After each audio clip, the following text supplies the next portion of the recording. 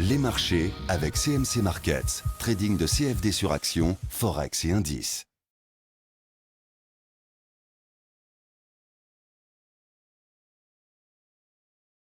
Bonjour, je vous présente aujourd'hui la mise à jour de l'analyse technique du Dow Jones, tradable à partir de la plateforme de CMC Markets. On est ici en unité de temps hebdomadaire, c'est-à-dire que c'est une analyse de moyen terme. On va commencer avec l'analyse justement de type Dow sur le Dow Jones.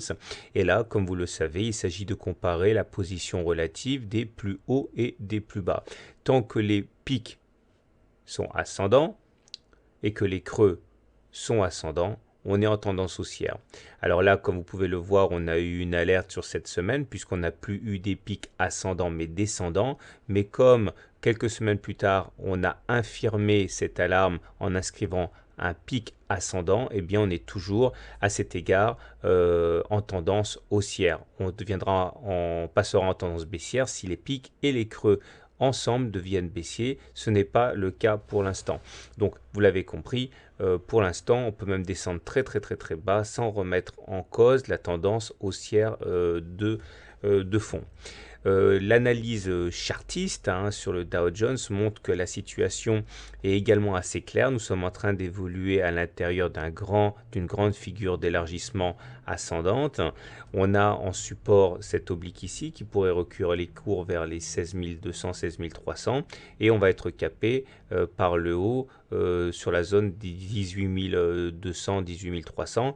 L'alerte à émettre ici est néanmoins le fait que ces figures d'élargissement se cassent généralement par le bas, c'est-à-dire statistiquement.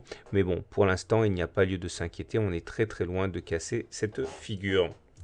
Si maintenant on mène une analyse de type Ishimoku, là aussi il n'y a pas de quoi être inquiet, on est toujours en tendance haussière et ça se voit au fait que nous soyons au-dessus du nuage. Le nuage c'est la zone qui est légèrement sombre ici. Tant qu'on est au-dessus on est en tendance haussière et si on passe en dessous on sera en tendance baissière. Or chacune des courbes de l'Ishimoku, que ce soit la Tenkan en marron ou la Kijun en vert, elles sont en train de se confondre là, eh bien joue un rôle de support. Il faudrait déjà casser la Tenkan, la Kijun et passer en dessous du nuage pour basculer en tendance baissière. Autrement dit, ça laisse vraiment de la marge, surtout que les dernières confrontations ont été à l'avantage des courbes Ishimoku. Regardez, lorsque la Kijun a été sollicitée ici ou encore ici, les coups ont rebondi. Et en premier rideau, nous avons également la Tenkan qui provoque des rebonds très souvent lorsqu'on vient s'en approcher. Même le nuage a complètement joué son rôle ici lorsqu'il a été sollicité lors de cette attaque baissière. Donc vous voyez, tant qu'on ne passe pas en dessous des 16 000, globalement, on est toujours en tendance de fond haussière sur l'Ishimoku. Maintenant, l'analyse technique à proprement parler montre qu'il n'y a pas grand-chose à signaler.